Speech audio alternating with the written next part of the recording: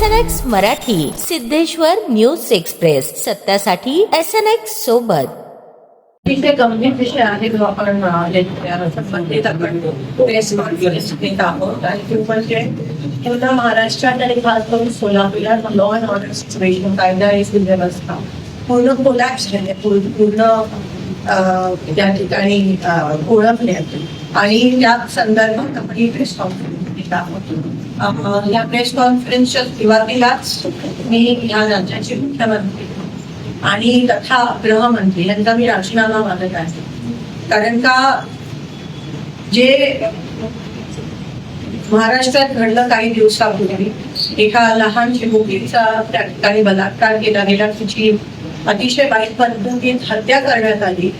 पॉक्सोच्या अंतर्गत हा गुन्हा आहे आणि जो तो नराधम तो अजूनही त्याला सजा आणि शिक्षा झाली नाही आहे. शक्ती कायदा लागू केला असता तर 15 दिवसात त्याला खरं तर फाशी झाली पाहिजे ही आमची मागणी आहे.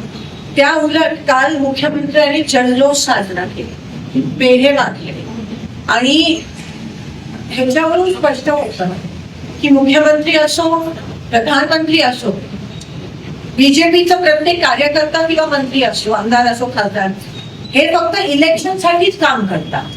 ह्यांच्यासाठी इलेक्शन पूर्वी सगळं आहे. इलेक्शन पासून दिवसाचा प्रारंभ होतो आणि इलेक्शन घेऊनच दिवसाचा समाप्ती होत असते. ह्यांना लोकांचा जनतेचा एका लहान पुरोगामी महाराष्ट्रात एका लहानशा चिमुकलीवर एवढ्या वाईट पद्धतीत अत्याचार होऊन हत्या होते.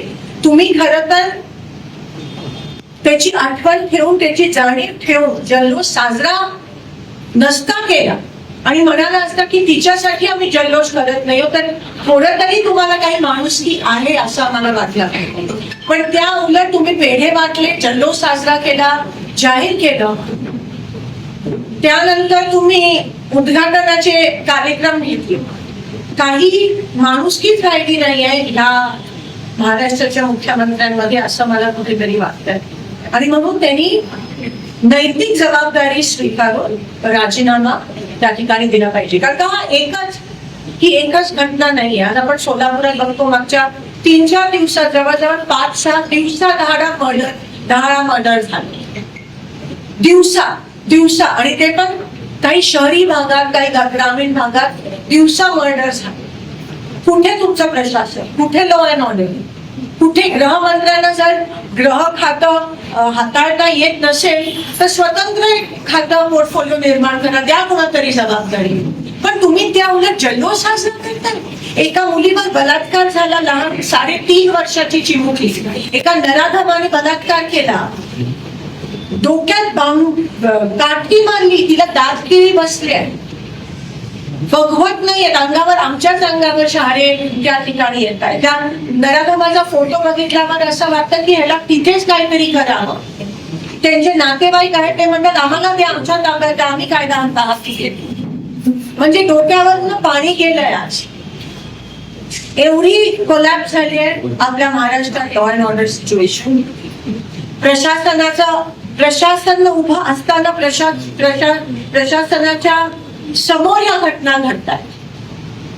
प्रशासनाची पण सगळ्या बाबतीत मिलीभगत आहे. दिवसाधारे वाळू उपसा चालू आहे, त्यामुळे पाणी सोडत नाहीये. त्या विषयावर मी नंतर. पण आज पॉक्सोच्या अंतर्गत सोलापुरात पण मागच्या आठवड्यात खूप मोठा पॉक्सोच्या अंतर्गत नाबालिग मुलींची प्रेग्नन्सीच्या केसेस आल्या. त्यांना पॉक्सोच्या अंतर्गत आपल्याला आयडेंटिटी नाही सांगू शकत तरी त्या सगळ्या महिलांची आयडेंटिटी त्या ठिकाणी हॉस्पिटल प्रशासनाकडून लोकांना पब्लिक डोमेनवर ठेवण्यात आली. म्हणजे काही राहिलीच नाहीये. नाही गांभीर्य राहिलं ना, माणुसकी राहिली ना, जाणीव राहिली. आणि हे पुरोगामी महाराष्ट्र एकेकाळी इथे काहीच व्हायचं.